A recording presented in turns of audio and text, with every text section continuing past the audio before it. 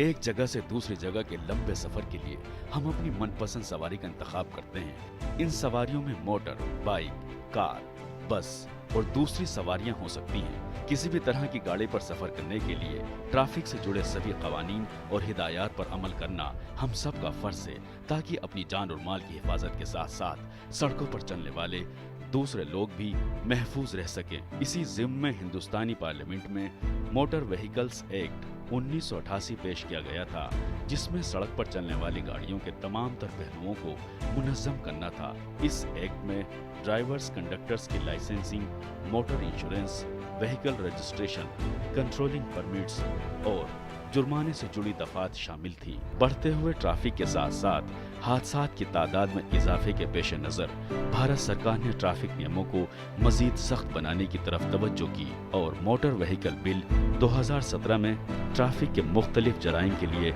सख्त सजा की तजवीज़ पेश की। आगे चलकर 2019 में व्हीकल एक्ट को जदीद मेयार के मुताबिक बढ़ाने और जुर्मानों में इजाफे के साथ मोटर व्हीकल अमेंडमेंट एक्ट 2019 पेश किया गया, जिसमें बिना लाइसेंस गाड़ी चलाने पर सेक्शन 181 के तहत 500 की जगह 5000 का जुर्माना कर दिया गया, जबकि नशे की हालत में गाड़ी चलाने पर सेक्शन 185 के तहत 2000 से बढ़ाकर जुर्माना 10,000 कर दिया गया। इसके अलावा दीगर जुर्मानों की एक तवील फहरिस्त है।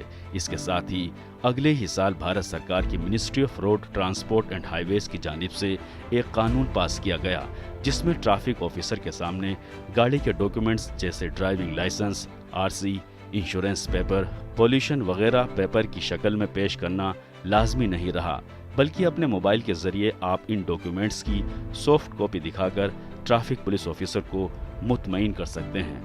याद रहे, मुल्क में ट्रैफिक से जुड़े जितने भी कवायद और ज़ाब्ते तश्कील दिए गए हैं, उन सभी से वाकिफ होना और उन पर अमल पैरा होना हर शख्स का फर्ज है, ताकि एक दूसरे की जान और माल की हिफाजत को यकीनी बनाया जा सके। नाज़रीन आदाब, इस्तकबाल है आपका हमारी इस खास पेशकश में, जिसका नाम है अपना मुल्क अपना आइन, और मैं हूं आपका मेज़बान मोहम्मद नौमान। अपना मुल्क अपना आइन की इस 50वीं पेशकश में हम बात करेंगे आज उस कानून की जिससे हमारा हर रोज सामना होता है, उन रूल्स की जिनका पालन ना करने की वजह से लोगों की जान चली जाती है। जी हाँ, नेशनल क्राइम रिकॉर्ड ब्यूरो के आदाद-ओ-शुमार के मुताबिक सन 2021 में तकरीबन 1,55,000 लोग रोड एक्सीडेंट में मारे गए, यानी हर रोज 426 लोगों की मौत हो जाती है रोड एक्सीडेंट में। इसलिए हम सब लोगों के लिए जानना जरूरी है कि क्या है ट्रैफिक रूल्स और क्या है आपके लीगल राइट्स। आज इस मौजू पर हम बात करेंगे। इस अहम मौजू पर बात करने के लिए हमारे साथ आज स्टूडियो में मौजूद हैं दो खास मेहमान। हमारे साथ हैं सुप्रीम कोर्ट की मारूफ वकील मोहतरमा अंजलि चौहान साहिबा, और हमारे दूसरे खास मेहमान हैं DCP traffic south and south east Delhi जनाब सौरभ चंद्रा साहब। इन दोनों के अलावा हमारे साथ आज स्टूडेंट की भी एक खासी तादाद मौजूद है। आप सभी का आज की इस पेशकश में बहुत बहुत इस्तकबाल है। मेरा पहला सवाल अंजलि जी आपसे, कि जब हम बात करते हैं ट्रैफिक कानून की, जो आज बहुत महत्वपूर्ण हो गया है मुद्दा, हमारे देश में ट्रैफिक कानून की कब ज़रूरत महसूस की गई और कब लाया गया है कानून? ट्रैफिक कानून की हमारे यहाँ ज़रूरत 1988 में पार्लियामेंट ने अप्रूवल दिया। MV act, motor vehicle act 1988 लागू हुआ है 1 जुलाई 1989 में, कि ट्रैफिक रूल्स बनाए जाएं जो भी वायलेशन हो रहे हैं और कोई भी क्राइम है, कंट्रोलिंग रजिस्ट्रेशन ऑफ व्हीकल, इसके लिए कानून बनाया गया। जब वायलेशन की बात आती है, किसी भी कानून की बात आती है, तो उसमें सबसे पहला यानी कानून और लोगों के बीच में जो सबसे पहली चीज़ आती है तो पुलिस आती है। आज हमारे साथ डीसीपी सर मौजूद हैं। सर, कहाँ सबसे ज़्यादा वायलेशन सामने आता है आखिर लोगों की तरफ से? वायलेशन तो कमोबेश सभी फ्रंट पे हैं, बट जो सबसे ज़्यादा हताहत की संख्या है वो पेडेस्टेरियंस की है। तो पेडेस्टेरियन के बाद जो टू व्हीलर्स हैं उनके साथ है, और उसके बाद जो कॉमर्शियल व्हीकल्स हैं उनके द्वारा की गई घटनाएं हैं। तो बेसिकली ये मान के चला जा सकता है कि टू व्हीलर्स सबसे ज़्यादा वायलेट करते हैं, और रेगुलेशन और प्रोसिक्यूशन जो हमारा प्राइमरी ऑब्जेक्टिव है ट्रैफिक पुलिस का, तो हम इन्हीं पर ज़्यादा ध्यान देते हैं इनिशियली। मैडम, जब हमने 1988 में कानून बना, 1989 में लागू हो गया, उसके बाद देश ने बहुत तेज़ी से तरक्की की है। यहाँ तक कि पहले उस वक्त में 80s में इतनी गाड़ियाँ नहीं होंगी, जितनी साल दर साल बढ़ती चली गई। तो उनको ज़रूरत को उसको ध्यान में रखते हुए कितनी कुछ तब्दीलियाँ की गई, क्या अमेंडमेंट्स किए गए अब तक? अमेंडमेंट तो रूल्स में बहुत बार हुआ है, लेकिन जो खास तौर पे सबसे पहला जो 2017 में अमेंडमेंट हुआ, जो स्पेसिफाई है रजिस्ट्रेशन ऑफ व्हीकल, कि कोई भी जो व्हीकल रोड पे चल रहा है रजिस्टर होना चाहिए। पहले क्या होता था, गाड़ी लोग बुक करा लेते थे, नंबर अपनी मर्जी से ले रहे हैं, बाद में रजिस्ट्रेशन हो रहा है। 2017 के बाद तो एक कंपलसरी हो गया कि मोटर व्हीकल एक्ट 2017 के अंदर आपको पहले अपना व्हीकल रजिस्टर कराना जरूरी है। फिर और भी वायलेशन पर, जैसे हिट एंड रन के लिए बताऊंगी मैं, या ड्रिंक एंड ड्राइव का, कि पहले से प्रावधान थे कि 500 रुपये है फाइन, और आपके लिए मतलब जेल का भी इतना प्रावधान नहीं था। बाद में इसको बढ़ाया गया कि आज जो है 2020 का जो अमेंडमेंट हुआ है उसमें ड्रिंक एंड ड्राइव में 10,000 रुपये चालान है, और उसके साथ 2 साल की सज़ा भी अगर आप नहीं फाइन पे करते हैं तो। सौरभ जी, क्या जुर्माना बढ़ा देना काफ़ी है, या जुर्माना बढ़ाने के बाद आपको लगा, आपने तजुर्बा किया कि वाकई जो ट्रैफिक का वायलेशन है उसके अंदर कुछ कमी आई है, लोग डरे हैं? नहीं, सिर्फ जुर्माना बढ़ा देने से इस समस्या से छुटकारा पाना मुश्किल है, और दिल्ली ट्रैफिक पुलिस इस बात को ध्यान में रखते हुए तीनों तरह के काम करती है। एक तो जो सरकार के द्वारा जो जुर्माने की राशि तय की गई अमेंडमेंट के द्वारा, एक तो हम वायलेशन होने पर प्रोसिक्यूट करते हैं। इसके अलावा जन जागरण का भी जो जिम्मेदारी है वो ट्रैफिक पुलिस की है, और हम नुक्कड़ नाटक से और ट्रैफिक अवेयरनेस की प्रोग्राम्स कॉलेजेस के ऑडिटोरियम में और भी पब्लिक प्लेसेस पर जहाँ पर ज़्यादा फुटफॉल है वहाँ पर हम अपनी पुलिस टीम के द्वारा लोगों को शिक्षित करने की कोशिश करते हैं। स्कूलों में लेक्चर्स करते हैं, जिससे कि traffic sense as a whole बढ़े और दुर्घटनाओं पर काबू पाया जा सके। मैडम, जितनी भी दुर्घटना होती हैं उस पर काबू पाने के लिए बहुत कुछ किया जाता है, लेकिन अगर कहीं रोड एक्सीडेंट हो जाता है, हाँ जी, तो उस रोड एक्सीडेंट के हो जाने पर जो सबसे पहली प्रतिक्रिया होती है वो क्या करे जिसका एक्सीडेंट हो गया है? अगर उसको कोई गाड़ी से हिट करके चला गया है, उसको कोई मार करके चला गया है, तो सबसे पहली उसकी प्राथमिकता क्या है? ट्रैफिक पुलिस तो हर जगह होती है हमारी प्रोटेक्शन के लिए, फिर भी वो 100 नंबर पे कॉल करके वहाँ पे PCR बुला सकते हैं, अपनी कंप्लेंट फाइल करें, और उसके बारे में इन्वेस्टिगेशन फिर पुलिस आगे कई प्रतिक्रिया करती है कि उसकी इन्वेस्टिगेशन करती है, उसकी FIR दर्ज होती है 0 पर। क्या सर, FIR उसकी इमीडिएट अगर किसी का एक्सीडेंट हो जाता है तो पहले उसकी FIR दर्ज होगी या पहले उसका मेडिकल चेकअप होगा? नहीं, जैसा कि आपने इससे पहले पूछा कि जब किसी के साथ दुर्घटना घटित हो जाती है तो प्राइमा फेसी प्रथम दृष्टया जिस किसी भी हॉस्पिटल को नियरेस्ट विसिनिटी में है वो उसको एडमिशन को मना नहीं कर सकता, and that hospital will have to give the treatment first of all. उसके बाद जुरिडिक्शन जहाँ का होता है तो RTA का MLC बनाया जाता है हॉस्पिटल के द्वारा रोड ट्रैफिक एक्सीडेंट का, as told by any eyewitness, और यदि कोई आई विटनेस नहीं है तो जो इंजर्ड को देखकर लगता है, मौका के मुलाहिजा से लगता है कि दुर्घटना रोड पर घटित हुई है, तो कंसर्न जुरिडिक्शन के पुलिस स्टेशन को हॉस्पिटल ही सूचित करती है ड्यूटी ऑफिसर्स के थ्रू। फिर कंसर्न पुलिस स्टेशन से जो इंक्वायरी ऑफिसर है वो आएंगे, वो इसकी घटनास्थल को मुआयना करके पीड़ित यदि फिट टू स्टेटमेंट है तो उसका स्टेटमेंट ऑब्टेन करेंगे, और जैसा भी स्टेटमेंट मिलेगा और जो चोट के बारे में जो डॉक्टर साहब MLC पर बताएंगे, इस दोनों को ध्यान में रखते हुए तुरंत ही प्राथमिकी दर्ज की जाती है पुलिस के द्वारा, और उसके बाद इन्वेस्टिगेशन को टेकअप किया जाता है।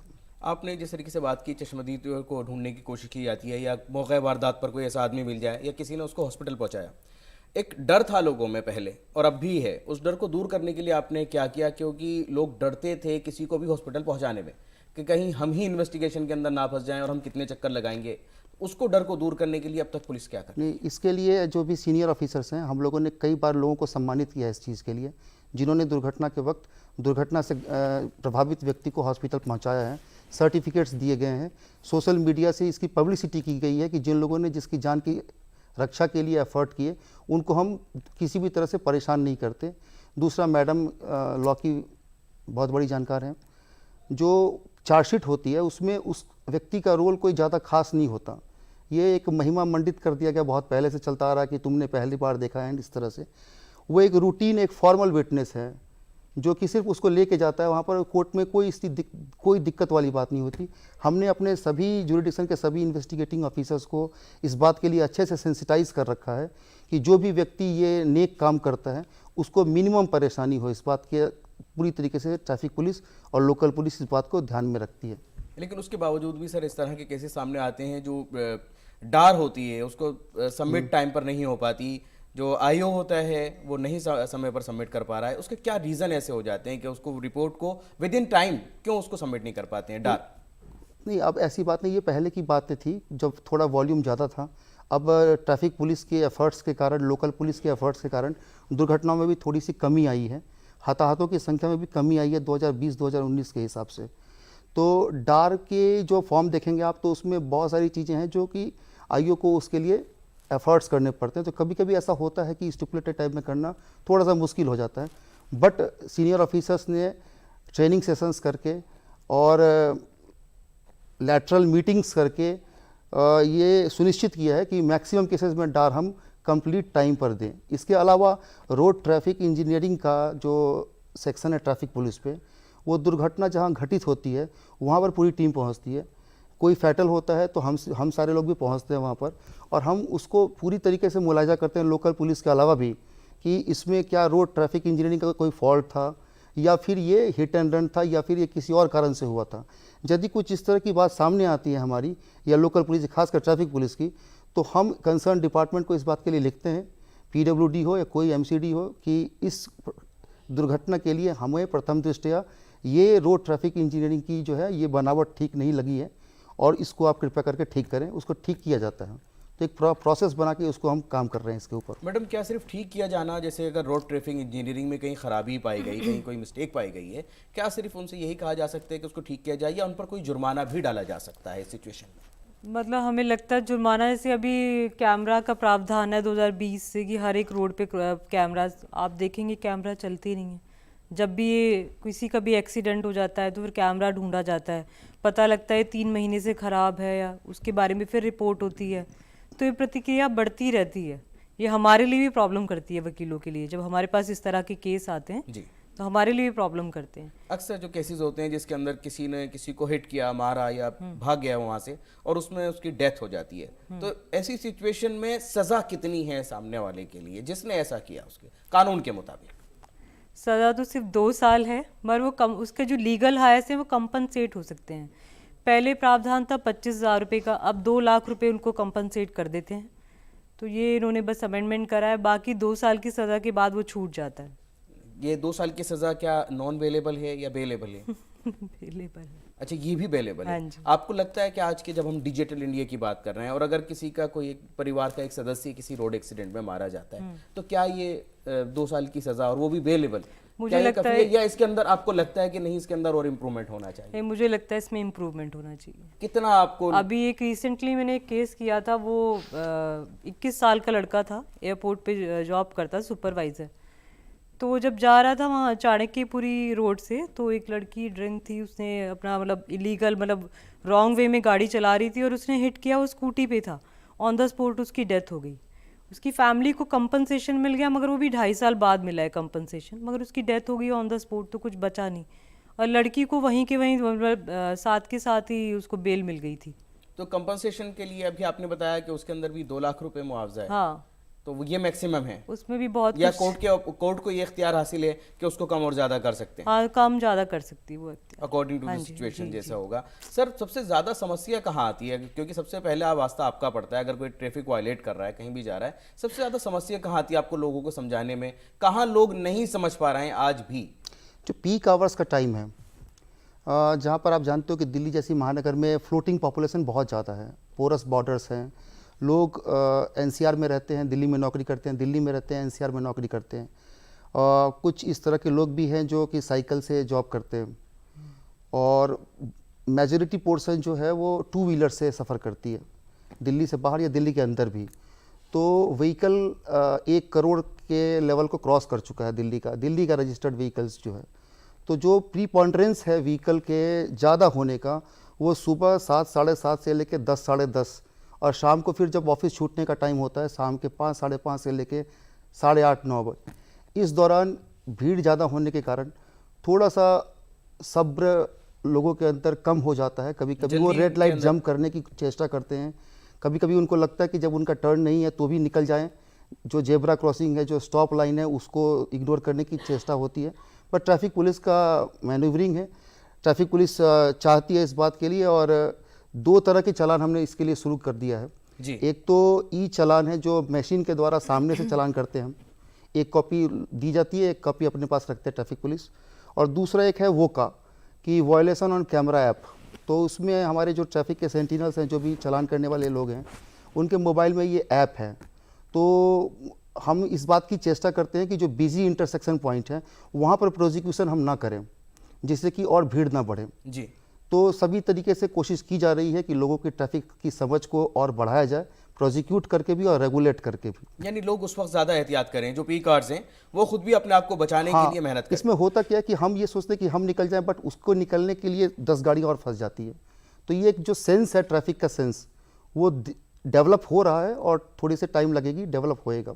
यानी सेंस का डेवलप होना हाँ, बहुत डेवलप जरूरी हो रहा है। एक बड़ा मैंने देखा है, अक्सर मामला सामने आता है कि कहीं पर भी अगर कोई पुलिसकर्मी किसी को हाथ देते हैं और उसको रोकने के बाद उसकी गाड़ी की चाबी निकाल लेते हैं, तो ये मैं पूछना चाहूँगा आपसे, क्या ये उचित है या कानून के मुताबिक है या ऐसा नहीं होना चाहिए? ये बिल्कुल कानून के मुताबिक नहीं है, और जितनी भी ब्रीफिंग होती है पुलिस ऑफिसर्स जो भी ब्रीफिंग लेते हैं हमारे ट्रैफिक स्टाफ की, उसमें ये ब्रीफिंग पॉइंट नंबर 1 होता है। इतना ही नहीं, हम अपने पुलिस ऑफिसर्स जो हमारे ट्रैफिक के हैं, जो चालान एग्जीक्यूट करने के लिए फील्ड में ड्यूटी कर रहे हैं, उनको हम ये भी कहते हैं कि be courteous but be firm simultaneously. तो और तीसरी बात हम उन्हें ये समझाते हैं यदि कि आर्गूमेंटेटिव नहीं होना है, और if they are going and doing the challans and कोई उनके साथ आर्गूमेंटेटिव होने की कोशिश कर रहा है, तो we have provided them with cameras, और वो कैमरा को ऑन करके उसकी रिकॉर्डिंग करने की हम हिदायत देते हैं। तो ये सारी चीज़ें कर करा के हम चाहते हैं कि इस तरह की कोई दिक्कत ना आए, और रेगुलेशन भी हो, प्रोसिक्यूशन भी हो, और सब लिटरेसी ट्रैफिक लिटरेसी भी बढ़ती चली जाए। बहुत खूब। अब अपने इस सेशन को हम क्वेश्चन आंसर की तरफ लेकर के चलते हैं। यहाँ पर हमारे पास लॉ के स्टूडेंट भी हैं जिनके मन में बहुत सारे सवाल हैं। अब उनसे जानने की कोशिश करेंगे आखिर क्या क्या उनके सवाल हैं और वो किससे सवाल पूछना चाहते हैं। सबसे पहले अपना नाम बताएं और आप बताएं कि आपके क्या सवाल हैं। My name is Adnan Abubakar, studying in Jamia here. So my question is, while we addressing these traffic issues, I think we have to address about the public nuisance as well, the horns and all. So what we can do, how we can aware the people about how they can use the horns with a code of conduct, or how we can minimize this horns nuisance. देखा जाए तो finally noise pollution की बात कर रहे हैं कि बहुत ज़्यादा हॉर्न बजने शुरू हो जाते हैं हर जगह, तो उसको किस तरह हम कानून के मुताबिक कंट्रोल करने की कोशिश करें। अंजलि जी। जब हमें ड्राइविंग लाइसेंस मिलता है तो उससे पहले एक इंटरव्यू होता है, उसमें हमें सब पहले ही बताया जाता है कि हमें गाड़ी किस तरह चलानी है, कहाँ पर रोकनी है, सारे ट्रैफिक रूल समझाए जाते हैं। हॉर्न कब देना है और मतलब कोई इंडिकेटर कब देना है, ये सब हमें पहले ही समझाया जाता है, मगर जानकर भी फिर लोग उसको अवॉइड करते हैं। वैसे ट्रैफिक पुलिस ने इसके लिए 2-3 स्टेप उठा रखे हैं। पहला तो हम इसको आरसी वायलेशन की कैटेगरी में डालते हैं, जिसमें कि 5000 का चालान है यदि आप प्रेशर हॉर्न्स का यूज़ करते हैं। दूसरा साइनेजेस का भी यूज़ करते हैं हम, जहाँ पर कि नो हॉन्किंग जोन है, और नो हॉन्किंग जोन में आप बजाएंगे 5000 चालान किया जाएगा। और इसके अलावा हम रेगुलर अवेयरनेस करते हैं इस मामले में कि हॉस्पिटल्स, स्कूल्स, इस तरह के जो इंस्टीट्यूट्स हैं वहाँ पर इस तरह के हॉर्न्स का प्रयोग ना करें। Hello sir. हेलो मैम, मेरा नाम यज्ञेश है, मैं जामिया से लॉ स्टूडेंट हूँ। मेरा सवाल आप दोनों ही से है कि ट्रैफिक रूल्स के तहत जो हम अपने ऑफिशियल्स को जो पावर्स दे रहे हैं, जो रूल्स बना रहे हैं, और जो सिविलियंस के राइट्स हैं, इन पर कैसे बैलेंस किया जाए सर? मैम बहुत खूब, थैंक यू। यहाँ मैडम लीगल राइट्स की बात आ जाती है, जहाँ इंसान को ये लगता है कि ये तो कानून इन्होंने अपने मुताबिक बना दिया और हमारे राइट्स कहाँ चले गए, तो ये बहुत अहम हो जाता है इनको बैलेंस करना। किस तरह से बैलेंस किया गया है और आगे किया जाना चाहिए? एक example hit and run case का है, जैसे फुटपाथ पे लोग सोए होते हैं तो कुछ लोग ड्रिंक करके गाड़ी चला रहे हैं और फिर वो कहते हैं कि हमारा राइट, इनका राइट नहीं है कि फुटपाथ पे सोए, तो यहाँ पे भी इलीगल है। वो भी जो फुटपाथ पे सोए हैं तो उनको ये थोड़ी ना आप जाकर मार देंगे, ये भी तो इलीगल थिंग है ना कि आप वहाँ पर जाकर उनके लिए उनके ऊपर गाड़ी चढ़ा दें या उन्हें जान से मार दें। तो ये कंट्रोल करना तो बड़ा ही मुश्किल है दोनों को, क्योंकि अभी अवेयरनेस बहुत ज़्यादा है, सबको पता है कि ट्रैफिक रूल्स क्या हैं और सबको पता है गाड़ी कैसे चलानी है। अब यंगस्टर्स हैं बिना हेलमेट के चलाते हैं, फिर बाद में कहा जाता है पुलिस वाले गलत हैं और वो हमसे इस तरह डिमांड कर रहे हैं, हमारा गलत चालान काट दिया। तो एक जैसे एज बार दी हुई है हमारे मोटर व्हीकल एक्ट में कि सेक्शन 304 में बताया हुआ है ड्राइविंग लाइसेंस जब तक नहीं है आप व्हीकल नहीं चला सकते, फिर भी वो चला रहे हैं।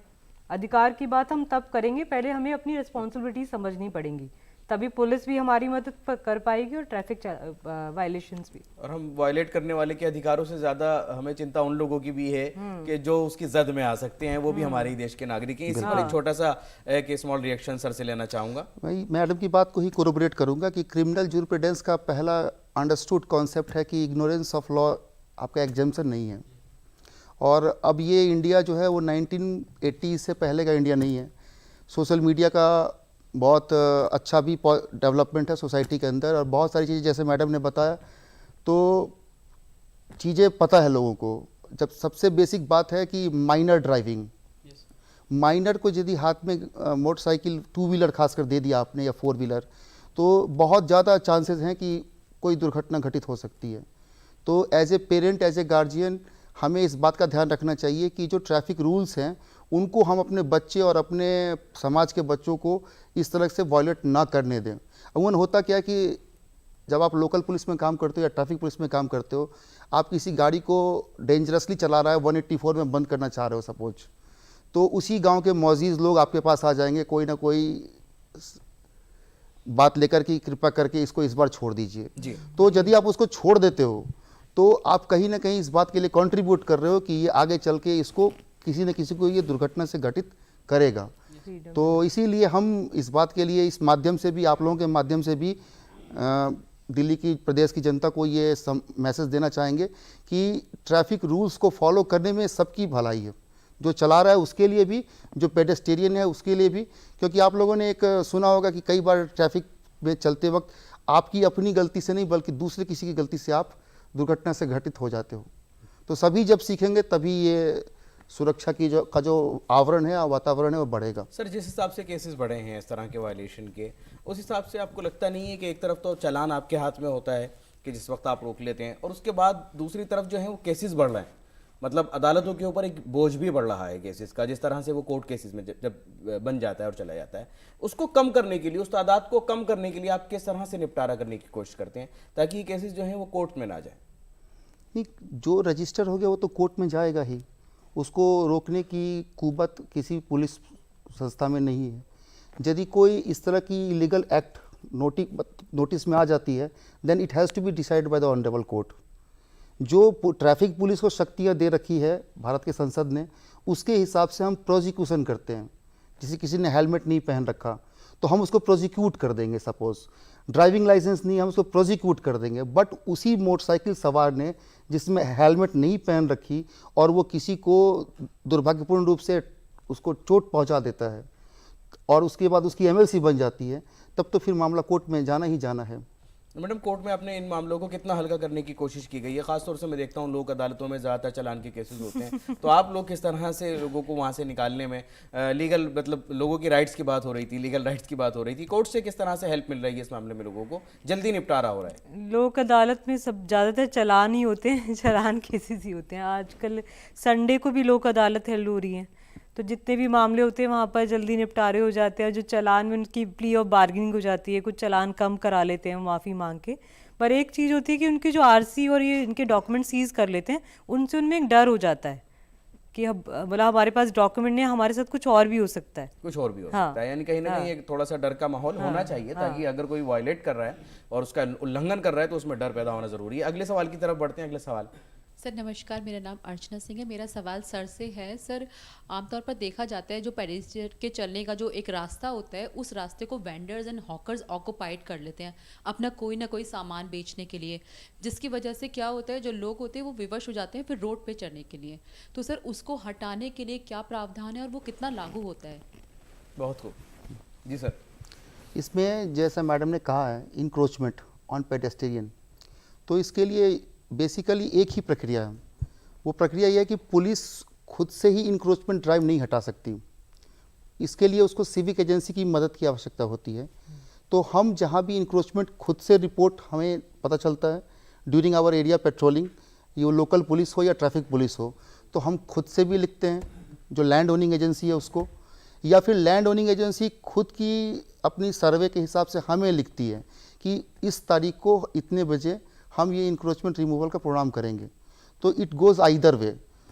तो किसी भी तरीके से हो, ये शेड्यूल्ड टाइम और शेड्यूल्ड डेट को लोकल पुलिस, ट्रैफिक पुलिस और जो लैंड ओनिंग एजेंसी है उनके प्रतिनिधि पहुंचते हैं और एज़ पर लॉ उस इंक्रोचमेंट को वहाँ से रिमूव किया जाता है। कई बार कोर्ट का आदेश भी होता है, ऑनरेबल कोर्ट का, और कई बार यह होता है कि उस पर्टिकुलर स्ट्रेच को, जो कि काफ़ी इम्पॉर्टेंट होता है traffic congestion point of view से, तो लोकल पुलिस, ट्रैफिक पुलिस और जो लैंड ओनिंग एजेंसी है वो उस पर लगातार नज़र रखती है कि कोई फर्दर इंक्रोचमेंट उस पर ना हो जाए। उससे कम से कम कहीं ना कहीं लोगों को राहत तो ज़रूर मिलती है, क्योंकि बहुत सारी जगहों पर हम देखते हैं शहरों में इंक्रोचमेंट की वजह से लोग इधर उधर निकलते हैं और उसमें एक्सीडेंट्स भी हो जाते हैं। अगले सवाल की तरफ बढ़ेंगे। किनका सवाल है अगला? मैं लॉ का स्टूडेंट हूँ जामिया मिलिया इस्लामिया से। मेरा क्वेश्चन सर के लिए है। सर, जैसा कि हम देखते हैं पुलिस की जो लाइफस्टाइल होती है, डेली जो रूटीन होता है, काफ़ी स्ट्रेसफुल होती है आप लोग की जॉब। तो आप जो डील करते हैं सिविलियन से, काफ़ी आपका रूड बिहेवियर रहता है आपके, मतलब जो जूनियर्स होते हैं उनका, तो आप इससे कैसे डील करते हैं, उनको कैसे ट्रेन करते हैं? काफ़ी स्ट्रेसफुल रहता है आप लोग के लिए, तो आप कुछ इसके लिए कुछ काम करते हैं कि कैसे इनकी वर्क लाइफ और इनकी जो पर्सनल लाइफ है बैलेंस करते हैं आप अपने जी, बड़ा उम्दा सवाल है सर, कैसे इसको मैनेज इसके लिए दिल्ली पुलिस ने इनिशिएटिव लिया है 8 आवर्स शिफ्ट के लिए, और आपको बताने में मेरे को बड़ी खुशी हो रही है कि दिल्ली की ट्रैफिक पुलिस ने इसको अडॉप्ट कर लिया है। जो दिल्ली ट्रैफिक पुलिस के जो भी कांस्टेबल, हेड कांस्टेबल, एएसआई और सब इंस्पेक्टर लेवल का ऑफिसर हैं, उनको कोशिश ये की जा रही है कि किसी को भी 8 घंटे से ज़्यादा ड्यूटी ना करनी पड़े। तो ये तो मैं आपको दूरदर्शन के माध्यम से इस बात के लिए सूचित कर रहा हूँ कि इसकी शुरुआत हो रखी है और इसको और आगे मजबूत किया जाएगा। दूसरा पार्ट जो था आपके प्रश्न का कि रूड होते हैं, तो ये एबरेशन है, ये इन प्रिंसिपल नहीं है कि रूड होते हैं। कभी हो सकता है कि 100 केसेस हुए उसमें से किसी एक ने या 2 ने इस तरह से बात की हो जिसको कि अनरीजनेबली उसको ब्लोन आउट ऑफ प्रोपोर्शन वाला चीज़ कुछ हो गया हो, बट बेसिकली जो स्टाफ है वो कर्टियस होता है, उसके पास बॉडी ऑन कैमरा होते हैं जो ऑलवेज ऑन होता है। उसको पता है कि यदि उसने किसी अपशब्द का या किसी भी तरह के इलीगल बात को उसने आगे बढ़ाया तो वो खुद ही उसमें रिकॉर्ड हो जाएगी। तो ये आरोप को मैं बिल्कुल इसको बेबुनियाद मानता हूँ आपके, कि कर्टियस नहीं होते और बहुत शिष्टाचार होता है और बहुत ही सी ट्रेनिंग करने के बाद आते हैं, और इसको और अच्छा करने की पूरी कोशिश की जाती रही और की जाती रहेगी। जी, और अच्छा करने की कोशिश की जाती रही और की जाती रहेगी। इसी के साथ आज की इस पेशकश को हमें यहीं मुकम्मल करना होगा और इसी प्रोग्राम के साथ आज हमारे 50 एपिसोड भी मुकम्मल हो गए हैं। उसके लिए आप सभी को और हमारे आज के मेहमानों को भी बहुत बहुत मुबारकबाद। डीडी उर्दू की पूरी टीम को मुबारकबाद। और ये आज जो हमारा सफ़र यहाँ 50 एपिसोड तक पहुँचा है, ये ऐसे ही नहीं पहुँचा। यहाँ कैमरे के पीछे की हमारी पूरी टीम, हमारे तमाम अधिकारी, राहुल महाजन जी से लेकर के विनोद जी से लेकर के राहुल बाकरी जी और हमारे कैमरा पर्सन पूरी टीम, पीसीआर की पूरी टीम, सभी लोगों ने जो अब तक सहयोग दिया है, ये सभी लोग बधाई के पात्र हैं। सभी लोगों को बहुत बहुत मुबारकबाद। पूरी डीडी उर्दू की टीम और पूरे दूरदर्शन को इस पेशकश के लिए और आज के 50 एपिसोड मुकम्मल होने के लिए सभी को बहुत बहुत मुबारकबाद। हम आज की इस पेशकश को यहीं मुकम्मल करते हैं। आप सभी के शुक्रिया के साथ तमाम स्टूडेंट का भी बहुत बहुत शुक्रिया, और हम फिर हाजिर होंगे किसी नए मौजू के साथ। तब तक के लिए हमारी पूरी टीम को आप दे दीजिए इजाज़त। आदाब।